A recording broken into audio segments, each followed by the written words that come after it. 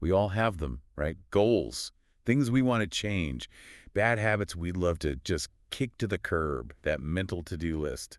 Always there, humming in the background. Yeah, you make a plan, you're feeling pumped, and then nothing. It's like, why is starting anything new such a struggle? That gap between thinking about it and actually doing it is where most of us get stuck. Exactly. And that's what we're diving deep into today, folks. We're tackling this concept of the 5-second rule. You know that thing from Mel Robbins' book? Oh, yeah, this deep dive is going right to the source. Excerpt straight from the book. So we're all clear on the mission here. What is this 5-second rule? Why does Robbins say it's so powerful, and how could it actually help you, dear listener, make some changes? Let's start at the beginning. Where'd this rule even come from? Well, it's kind of interesting. Robbins doesn't pretend it was some big academic discovery. It came out of a really rough patch in her own life, like back in 2009. She was going through a lot back then, right? Yeah. Oh, yeah, big time. She talks about her marriage being shaky, money problems, career stalling, and just feeling not great about herself. It was one of those times where everything feels hard. And from what I read, this whole 5-second rule thing started with something so simple, so relatable, hitting the snooze button. That's the crazy part. It began with just getting out of bed. But then it snowballed into all these other areas of her life. She says it helped her confidence, her finances, her relationships, even her productivity. That's wild. And it's not like Robbins came out of nowhere with this, right? Right. Her background is pretty interesting. Public defender, worked with startups, built a coaching business, even had a stint in media with CNBC, ABC, Sirius. It wasn't all smooth sailing, though. Yeah, I was reading about that. Those early media gigs didn't exactly pay the bills, did they? Nope. Development deals that went nowhere, radio spots that barely covered expenses, all while raising kids, too. And then you add in her husband's restaurant business. Oh man, that was a whole saga. Big time. They poured their savings into it, even their home equity. It was a constant struggle. Bounced checks, collection calls. That kind of financial stress can really weigh you down. It paints a pretty vivid picture of where she was at in life when this rule popped up. Definitely. And she's really honest about it. Talks about feeling completely defeated. Hitting snooze became this tiny act of rebellion, a way to grab a sliver of control in the midst of chaos. And I think so many people listening can relate to that. You've got these huge problems, but sometimes the simplest things, like getting up in the morning, feel impossible. Absolutely. And it was in that snooze button fog that the seed of the 5-second rule was planted. Okay, so she's hitting snooze, feeling stuck. How does she go from that to this rocket launch out of bed? It's like something clicked. She describes this sudden urge to just launch herself out of bed the second the alarm went off, like a rocket. Wow, that's an image. Right. And she talks about how important it is to pay attention to those instincts, even if they seem kind of crazy at first. Sometimes those crazy ideas are the ones that lead to breakthroughs. And she gives some really cool examples, right? Like how accidents and following your gut led to inventions like the match, Velcro, even the Frappuccino at Starbucks. Exactly. Those stories really show the power of trusting your instincts, even if they seem random. And she says acting on that instinct to change, even something small like hitting snooze, it's like betting on yourself, believing you can actually change. So we've got the backstory, the struggle, the snooze button, the rocket launch. Let's get down to brass tacks. What exactly is the 5-second rule? It's pretty simple. When you have an instinct to do something, go for a goal, follow through on a commitment, or you notice yourself hesitating, you count backwards. 5, 4, 3, 2, 1. Then, the second you hit 1, you take action. Move. Physically do something, even a tiny step. The counting backwards thing seems kind of crucial here. What's the point of that? Robbins says it does 2 things. 1, it forces you to focus on the action, the goal. And 2, it acts as a distraction. It stops all those doubts and worries from taking over. And the move part is key. It can't just be the countdown, right? Right, it's got to be immediate. You hit 1, you move. No waiting, no overthinking. I bet some folks are thinking, why count backwards? Why not 1, 2, 3, 4, 5? Good question. Robbins addresses that. Counting up doesn't have the same urgency. You can just keep counting forever. But the countdown, especially ending on 1, it creates this hard stop. It breaks the thought pattern that leads to procrastination. Like a circuit breaker in your brain. Totally. It's that little push you need to overcome the resistance. Kind of like Nike's "just do it." Even that slogan, Robbins points out, acknowledges that taking action is hard. Okay, so the rule itself is simple. But why does something so simple actually work? What's going on in our heads? Here's where it gets interesting. Robbins says our brains are hardwired for safety, so they resist uncertainty, risk, new things, and that resistance often shows up as hesitation. So our brain is basically trying to protect us from anything unfamiliar. Yeah, the moment you think about changing, doing something different, your brain kicks in, analyzing everything that could go wrong, trying to keep you in your comfort zone. And Robbins says that hesitation, it can become a habit, something you don't even realize you're doing. And that 5-second window after you get the instinct to act, Yeah, super important. exactly. She calls it the push moment. It's your chance to act before your brain fully talks you out of it. I remember she also talks about the golden rule of habits. What's that all about? It's this. To break a bad habit, you got to replace it with a good one. And that's what the 5-second rule does. The countdown and then the action, that becomes your new positive pattern. Like building a new pathway in your brain. Kind of. She calls it a starting ritual. Sure. It interrupts the old negative patterns, hesitation, overthinking, and triggers a new positive one. And the more you use it, the more your brain learns to default to courage instead of worry. And that consistent action leads to something really cool. Confidence. Totally. Robin says confidence isn't something you're born with. You build it by doing things, even small things, by keeping your promises to yourself, no matter how small they seem. And the more you do that, the more you realize that things you thought were fixed, your habits, your mindset, even parts of your personality, they're actually more flexible than you think. So this rule helps you get things done, builds confidence, Mm. but how does it play out in real life? What about this everyday courage she talks about? She uses the example of Rosa Parks, which is super powerful.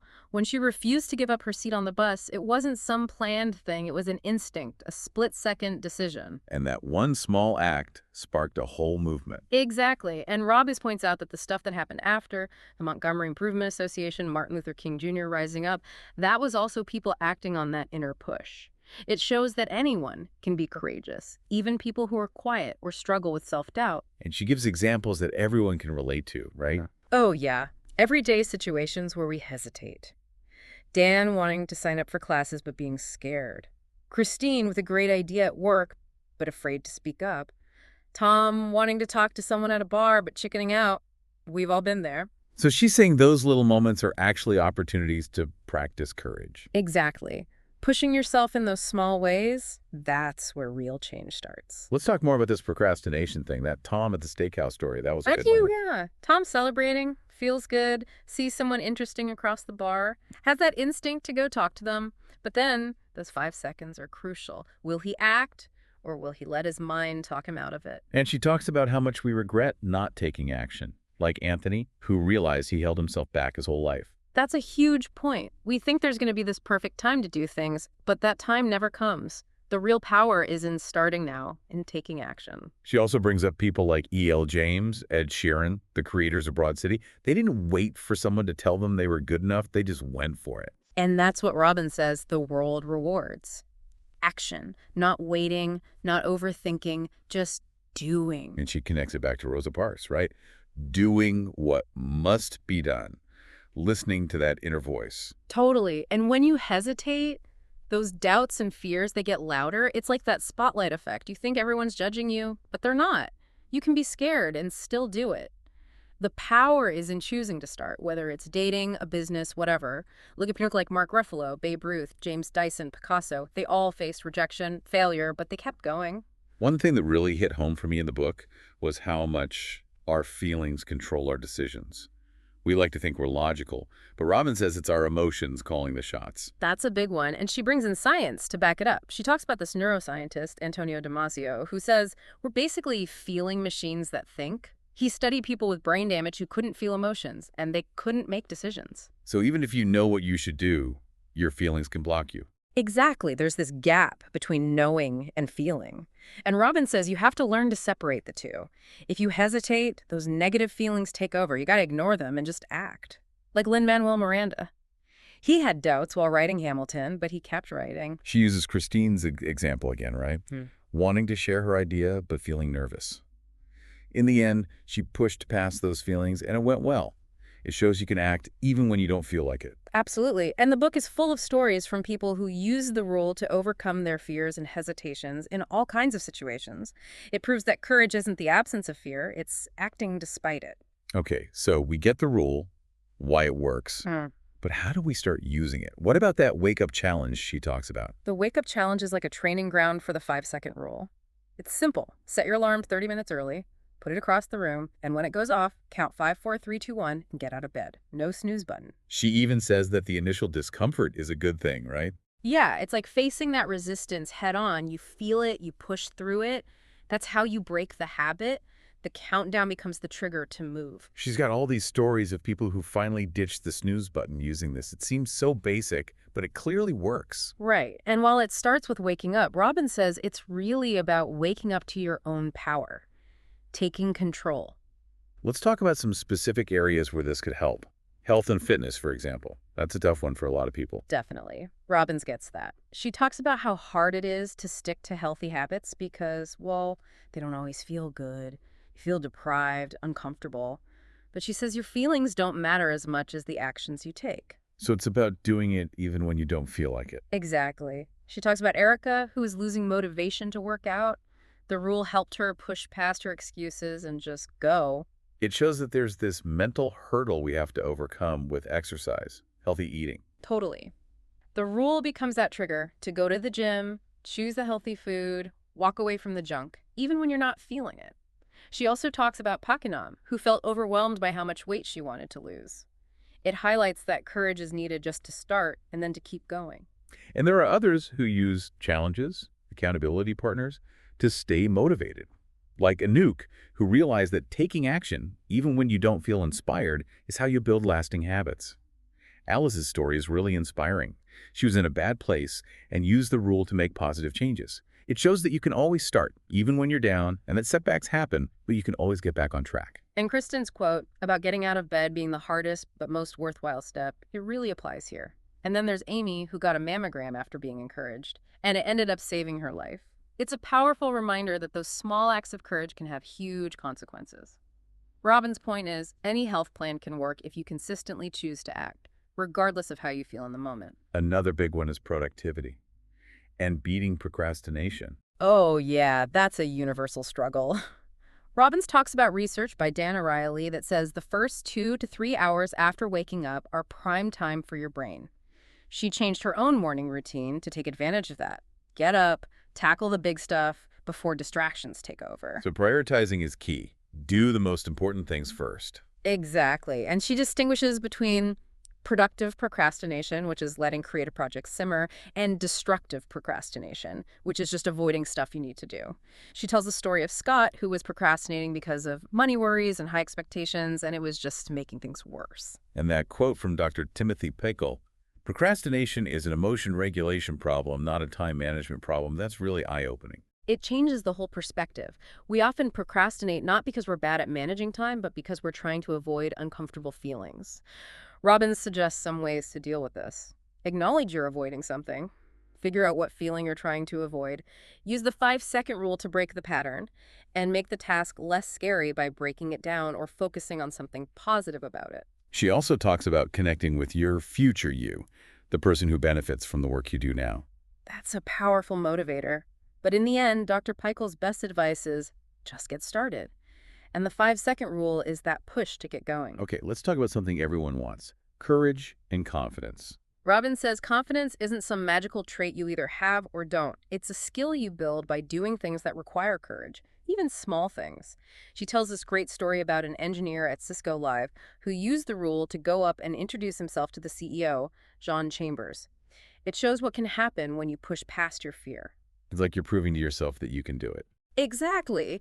And she shares Bill's story, who felt like he wasn't being true to herself. The rule helped him start taking small actions that aligned with his values and that built self-trust. And Crystal, at the same Cisco event, used the rule to overcome her shyness and talk to people. It shows that even things like being an introvert aren't set in stone. So every time you use that 5-second countdown to do something that scares you, even a little bit, you're basically training yourself to be more courageous. Totally. And Robbins emphasizes that those small acts of courage add up. They create this ripple effect, making you more confident, more in control, and more proud of yourself. Now let's talk about passion. Finding it, pursuing it. That can feel huge and overwhelming. Robbins's point is that you don't just wait for passion to show up. You have to explore, experiment, take action. She uses Chris as an example, who used the rule to pursue photography alongside his regular job, and eventually became his career. And Eric, who took steps to learn about starting an export business in Cambodia. Is that 5, 4, 3, 2, 1 explore mindset. Right, you start with that little spark of interest, and the rule helps you take the first step. Take a class, get certified, talk to people in that field. It's amazing how much momentum can build from those small beginnings. Like Joe, who took one class and ended up with a whole new career in banking in London. And then there's the courage to actually commit to your passion, to go all in.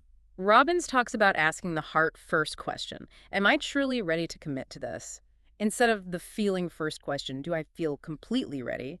Because you'll probably never feel totally ready. Todd's story is a great example. He had to overcome his parents' expectations to pursue his passion for physical education. It was a struggle, but he ended up doing what he loved. And she brings up Paulo Coelho, the author of The Alchemist. His book wasn't a success at first, but he kept believing in it, and eventually it became this huge phenomenon. It shows what can happen when you trust your gut and keep going. Absolutely. It's all about listening to that inner voice and having the courage to follow it. Finally, let's talk about relationships. How can the 5-second rule help us build stronger connections? Robbins keeps it simple. Say it. She tells the story of Don, who used his version of the rule to tell his daughter how much he admired her. It completely changed their relationship. And he was initially scared to be so vulnerable, which a lot of people can relate to. It's often the things we don't say that create distance between us. Exactly. Robin shares her own story about getting a text from her dad that revealed he had a brain aneurysm. Her first instinct was to ask if he was scared, but she hesitated. It made her realize how important it is to say the things that matter. She also talks about Courtney, who reconnected with her father after years of silence, Mike, who started being more honest with his wife, Anthony, who realized his silence was hurting his marriage, Estelle, whose argument with her husband led her to a better life, and Natasha, who finally told her partner how she was feeling after her mother's death. All these stories show how powerful it can be to just say what's on your heart. And then there's Josh Woodruff, who lived his life without holding back, always saying what he meant. It's a reminder that those small moments of connection can have a huge impact. He's a great example of saying it. And Robbins concludes the section by saying that silence is often the problem in relationships. Speaking up, even when it's hard, is how you build intimacy and trust. So to sum it all up, the 5-second rule is this simple yet powerful tool to get past hesitation and take action in any area of life. It's about recognizing those gut feelings, those urges to do something, and using that countdown to override your brain's tendency to overthink and hold you back. It's choosing action over fear, even when you don't feel like it. And what's great is that it can be applied to anything, from small everyday tasks to big life goals, personal growth, productivity, health, relationships, passion. It's all fair game. It's about building that everyday courage, those little pushes that add up to big changes over time. So as you go about your day, notice those moments of hesitation, that voice saying, do it, and the other voice saying, no, don't. Maybe, just maybe, try that 5, 4, 3, 2, 1 countdown. See what happens when you give yourself that little push. You might just amaze yourself with what you can achieve. Thanks for joining us for this deep dive.